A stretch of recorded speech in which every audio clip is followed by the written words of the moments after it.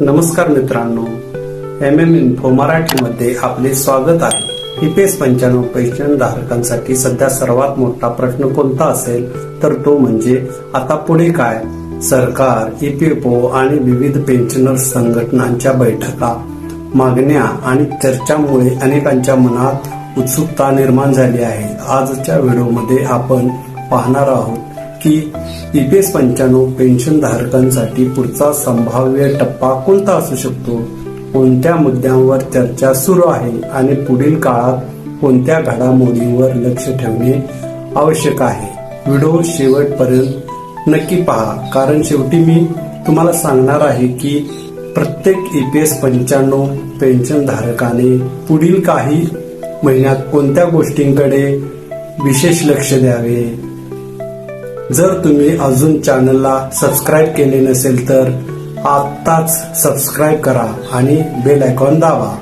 मित्रांनो, EPS 95 योजना अनेक वर्षांपासून लाखो निवृत्त कर्मचाऱ्यांसाठी महत्वाची आहे। मात्र अनेक पेन्शनधारकांचे मत आहे की सध्याची पेन्शन वाढत्या महागाईच्या तुलनेत अपुरी आहे। याच कारणामुळे विविध संघटना अनेक वर्षापासून किमान पेन्शन वाढवण्याची मागणी करत आहेत। सध्या सर्वाधिक चर्चा कोणत्या मुद्द्यावर सुरू आहे? पहिला मुद्दा म्हणजे किमान पेन्शन वाढ। विविध स्तरावर किमान पेन्शन वाढवण्याबाबत चर्चा होत असल्याचे संकेत वेळोवेळी समोर येत असतात, मात्र अद्याप कोणतीही अधिकृत घोषणा झालेली नाही। दुसरा महत्वाचा मुद्दा म्हणजे हायर पेन्शन अर्ज। ज्या कर्मचाऱ्यांनी हायर पेन्शनसाठी अर्ज केले आहेत त्यांच्यामध्ये अजूनही उत्सुकता कायम आहे। अनेक अर्जांची प्रक्रिया सुरू असल्याचे विविध माध्यमांतून समोर येत आहे। यामुळे पुढील टप्प्यात अर्जाच्या स्थितीबाबत आणखी अपडेट्स मिळण्याची शक्यता व्यक्त केली जात आहे।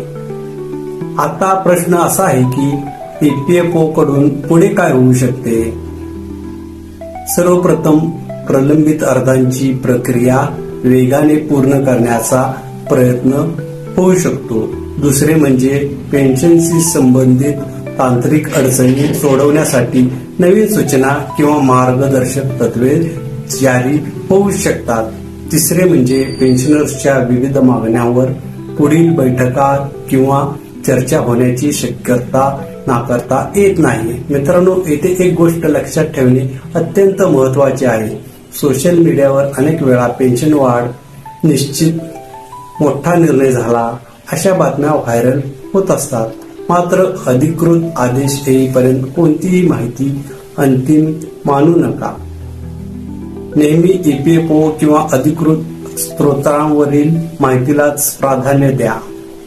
आता मला कमेंटमध्ये सांगा, तुमच्या मते EPS 95 पेन्शन धारकांसाठी सर्वात महत्वाचा पुढचा टप्पा कोणता असावा?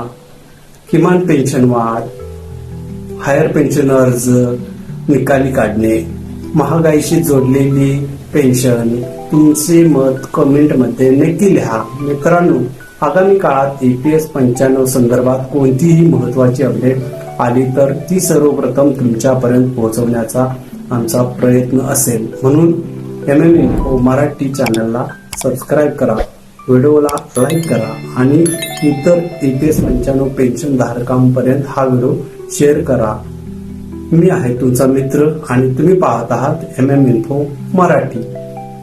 धन्यवाद।